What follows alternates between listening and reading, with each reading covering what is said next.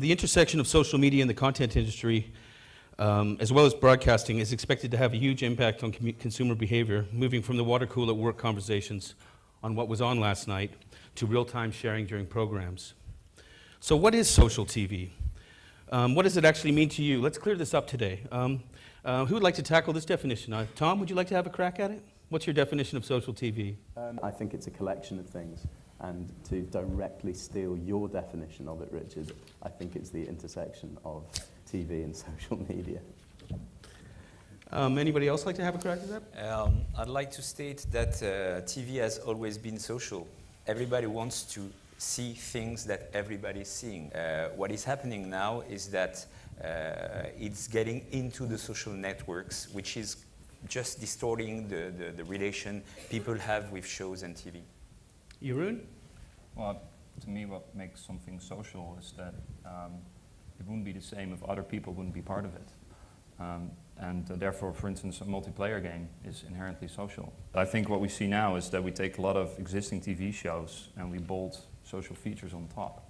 But what's going to be more exciting is that if you create a new TV show, which is designed to be social from the ground up, or maybe even a game that is played online and is generating interesting data, so you can turn it into a TV show as well. A little bit about apps running on connected TV. A lot of people are questioning since the iPad came out, will this work? Will consumers primarily use apps on the big screen or the second screen, or will it be a combination of both? Can apps really be used comfortably in a 10-foot lean-back experience, or are they better suited to a tablet or smartphone when engaging in interactive TV? And I'd like to send this one over to Dan.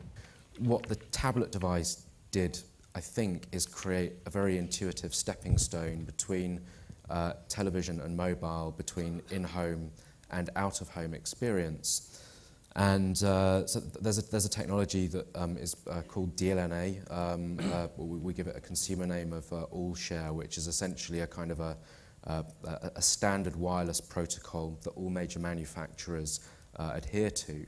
And it makes it essentially a plug-and-play experience to be able to allow your tablet, your smartphone and your television devices, and indeed other devices in the home, media servers and PCs, to talk together in a really intelligent way.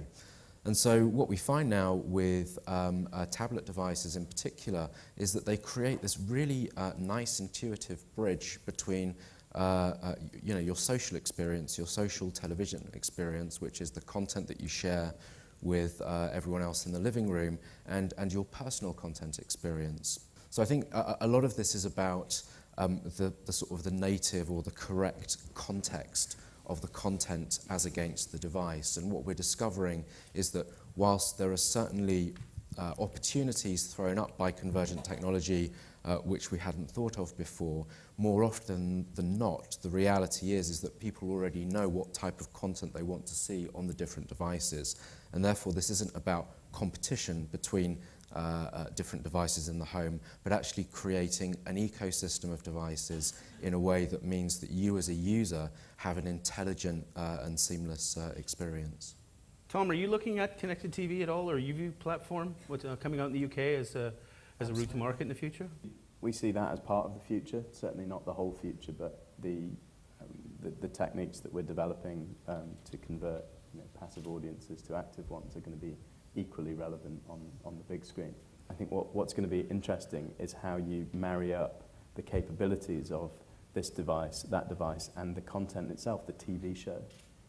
Of course, it's not all about TV shows, but once a development producer knows what they can do with those devices, and they know that 25% of people could participate in this way, that's when things get really exciting, I think. Okay.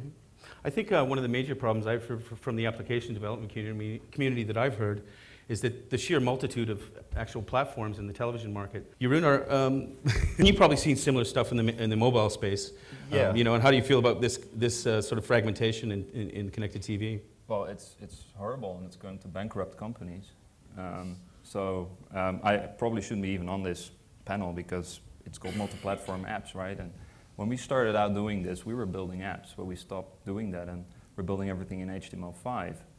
So we follow web standards, and I think that's the only, well, it's not the only, but it's right now the best way to get out of this horrible mess of fragmentation. And we've seen mobile games companies spend up to 50% of their development budget on porting alone, making sure it would run all the phones of all the different vendors and manufacturers. And you know, it's the same thing. A lot of companies, they'll launch an iPhone app and they think they have a mobile strategy. Well, that's not the case. And think about it, if you're a TV company, you want people to participate, and you have to spend 5 minutes on TV explaining what to do. If you have an iPhone, go to the App Store. If you're an Android, Windows Phone 7, Samsung Bada, you know, it's a horrible mess. The best way, the internet, the URL, the U in URL stands for universal. So that's what it should be like. You recognize the device that somebody has, and you give them the appropriate content. But I think to reach the mass market, just like SMS has proven to be so successful because it works regardless if you have a Nokia or an iPhone or a Samsung, it works across the board. And that's what we need for this as well. It needs to be ubiquitous and it needs to be universal. I'm just curious as to what kind of opportunities in multi-platform in terms of gleaning revenue do you see for the content creators? We are at the beginning of something. We're just beginning something, talking about connected TV. First, we need to demonstrate that people want to interact within a show. We think that's the case, considering the tests we've been running so far. So now we're creating audience, online audience, with connecting programs. And now how do we monetize this audience? We think that first you demonstrate the usage. Second, you get the volume. But depending on what you are offering for the audience, then you will monetize on that. For example, for the money drop, it's a play-along game. So when we do the play-along game, when people play while they watch TV, we think it should be free by now for legal constraints and many questions and many other issues. But how do we monetize it? Sponsoring. That's what we hope. So that's what we're trying to do. Okay. And we had some experiences in some countries. In Hungary, we had a sponsor. We're going to have a sponsor as well in another country. And then the premium content could be other usages, standalone versions, apps within tablets, within iOS and Android, and things like that. But we are learning. We are trying this, and see where the audience would like to go. One avenue that we're going down is to try and create measurable value against branded content. So if a show is funded by an advertiser, very often ad-funded shows are perceived to be valuable, but they're very difficult to value.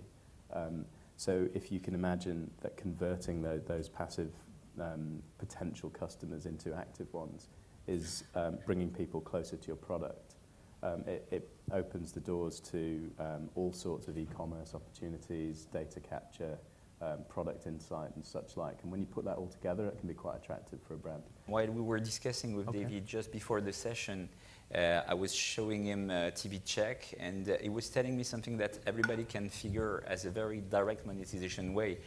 If I'm watching Mad Men Season 1, Episode 3, and I'm just publishing it through TV Check on Facebook, then I can have a deal which is my friend pays nothing or pays half the price because we're going to have a shared experience.